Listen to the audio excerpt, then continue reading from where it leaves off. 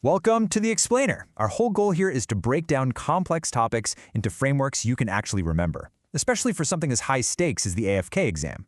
So today, let's get right into it. We are tackling pulp therapy.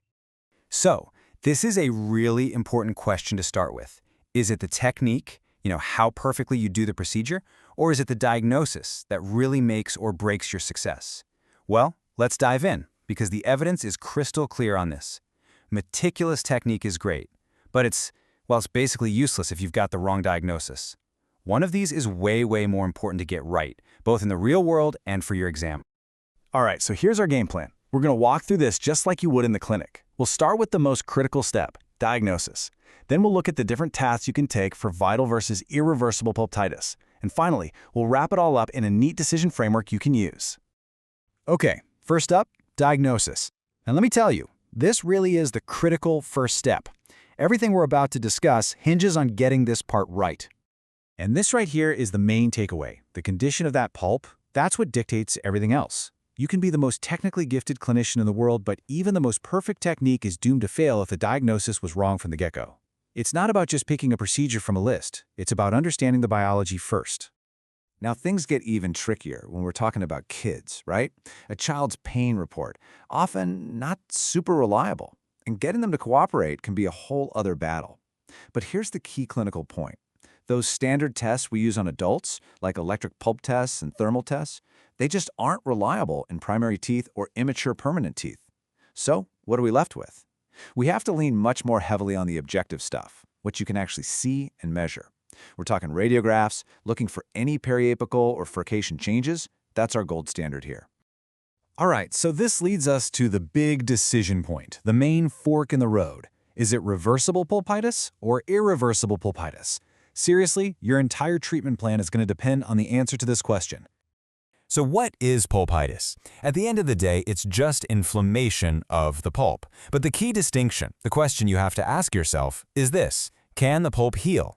If we take away the cause, like the cavity, will the inflammation calm down and the pulp recover? Or has it gone too far? Has it passed that biological point of no return where healing is just not possible anymore? Okay, take a look at this table. This is basically your roadmap. Seriously, everything you need for the diagnosis is laid out right here. If the patient's symptoms and signs fall into that left column, pain only when provoked, it's short, and the x-ray looks clean, boom, you're on the path to vital pulp therapy. But if you're seeing things from the right column, spontaneous pain that lingers, maybe a sinus tract, and definitely radiographic changes, well, then you're heading down the non-vital therapy route. Think of this as your diagnostic cheat sheet for the exam. So let's follow that left column, that first path.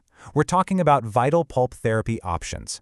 This is what we do when our diagnosis points to a normal, healthy pulp or reversible pulpitis.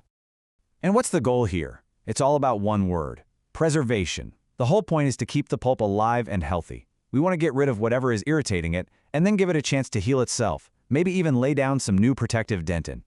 So we've got a few different tools in our toolkit to make this happen. It's really a spectrum, right? On the most conservative end, you have a simple protective liner. Then there's indirect pulp treatment, a direct pulp cap, all the way up to a pulpotomy, where you're actually removing the inflamed pulp tissue just from the crown of the tooth. Now, pay attention to this one because this is a huge, high-yield point for your exam. The research is pretty clear. In the long run, indirect pulp treatment, or IPT, tends to have a higher success rate than both direct pulp caps and pulpotomies. So if you get a question where IPT is an option for a case of reversible pulpitis, it's very likely the best answer. Okay, and here's another one of those must-know facts for the AFK, calcium hydroxide. We use it all the time in dentistry, but there's one place you absolutely should not use it: for a pulpotomy in a primary tooth. Why? Because it's been linked to causing internal resorption, which is definitely not what you want. So, for a primary tooth pulpotomy, what should you use?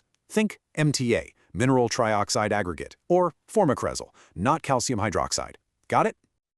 All right, let's clear up a common point of confusion: apicogenesis. It's really important to get this straight. Apicogenesis is not a procedure you do.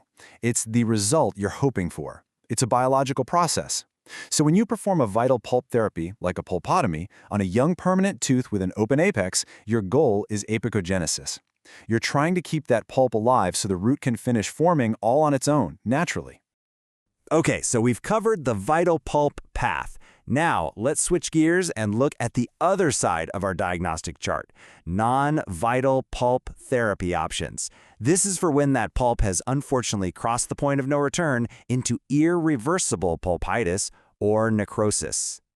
With non-vital therapy, the game has totally changed. We're no longer trying to save the pulp, it's considered non-salvageable. So our focus shifts completely from preservation to disinfection. The new goal is to get in there, clean out all the infected or necrotic tissue, and then seal up the root canal system really well to either get rid of an existing infection or prevent one from starting. When we're dealing with a non-vital primary tooth, we've got two main ways to go. The first is the classic pulpectomy. This is a mechanical approach. You go in, clean out the canals, and then fill them with a material that will resorb along with the tooth root, something like zinc oxide eugenol.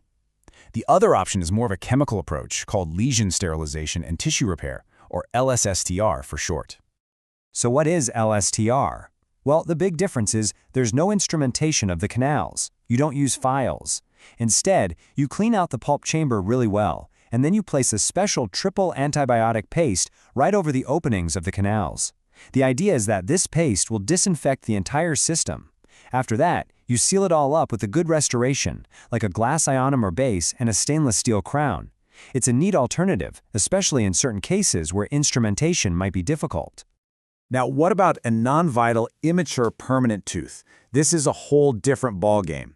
The biggest challenge here is that wide-open apex at the end of the root. You can't just fill it like a normal root canal, so our primary technique is something called apexification. The whole goal is to encourage a hard tissue barrier to form at the root end. Once you have that barrier, you have a stop so you can properly fill the canal. And it's worth mentioning that regenerative endodontics is a really exciting, newer alternative that's gaining ground. Okay, so let's put these two side by side because they are so easy to mix up on an exam. Apicogenesis. Think genesis like creation. This is a biological process. It needs a vital pulp to continue growing the root.